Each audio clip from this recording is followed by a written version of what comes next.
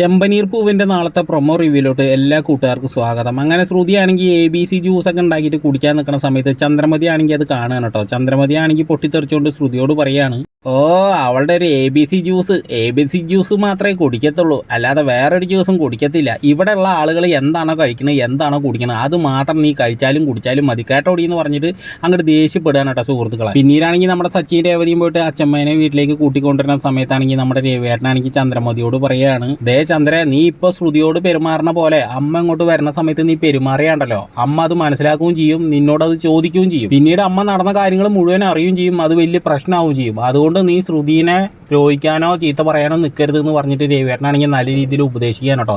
പിന്നീടാണെങ്കിൽ നമ്മുടെ അച്ഛമ്മയാണെങ്കിൽ വീട്ടിലേക്ക് വരികയാണ് കേട്ടോ സുഹൃത്തുക്കളെ. ശ്രുതിയാണെങ്കിൽ അച്ഛമ്മേനെ കണ്ട വശം തന്നെയാണെങ്കിൽ ഓടിപ്പോയി കെട്ടിപ്പിടിക്കുകയാണ്. അപ്പോഴാണെങ്കിൽ അച്ഛമ്മ പറയുകയാണ്, ദേ ചന്ദ്ര, നീ ഈ ശ്രുതിമോളെ കാണുന്ന പോലെ മറ്റേ രണ്ട് മരുമക്കളെയും ഒരേപോലെ കാണാനായിട്ട് പഠിക്കണം കേട്ടോ, അല്ലാതെ ശ്രുതിമോളെ മാത്രം സ്നേഹിച്ചാൽ പോരാന്നൊക്കെ പറഞ്ഞിട്ട് ഭയങ്കരമായിട്ട് ഉപദേശിക്കുകയാണ്.